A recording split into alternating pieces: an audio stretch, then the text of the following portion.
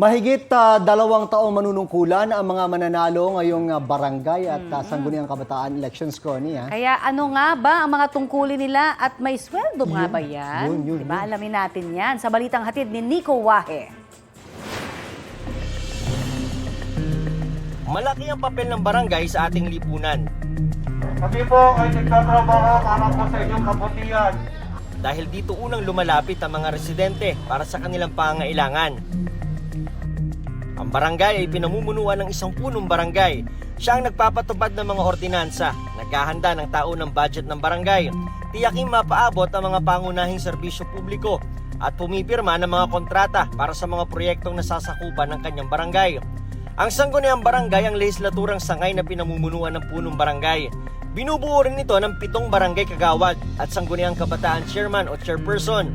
Layo ng sangguniang barangay na gumawa ng mga ordinansa, magtaguyod ng mga programa para sa pangangailangan ng mga residente, tumulong sa pagtatag at pagsulong ng mga kooperatiba, magdaos ng mga aktibidad ng mga ngalap ng dagdag pondo para sa proyekto ng barangay, at pati ng regular na programa sa komunidad tungkol sa kalinisan, nutrisyon at bawal na gamot.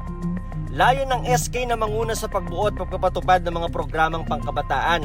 Ang lupong tagapamayapa ang tumatayong katarungang pambarangay o tagapamagitan sa mga maliliit na gusot sa komunidad. Walang sweldo ang mga opisyal ng barangay pero may matatanggap silang honorarya kada buwan.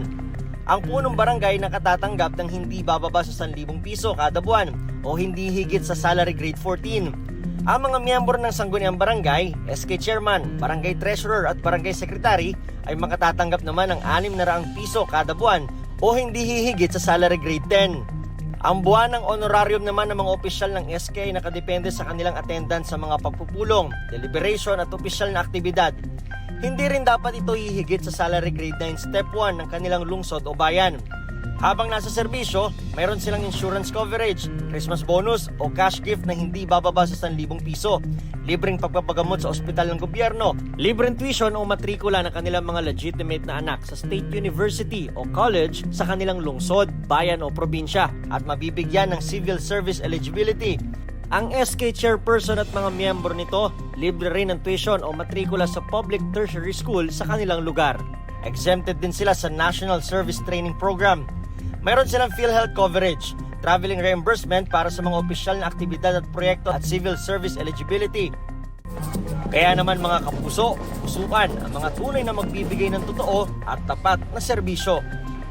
Yan ang balita ko, Nico Wahe ng GMA Integrated News. Balita ko, may tututukan kayo tuwing 10:30 a.m. sa GTV. Alamin ang mahalagang balita at impormasyong dapat nyong malaman sa Balita Ko tuwing Lunes hanggang Biyernes. Mag-subscribe din sa GMA Integrated News sa YouTube.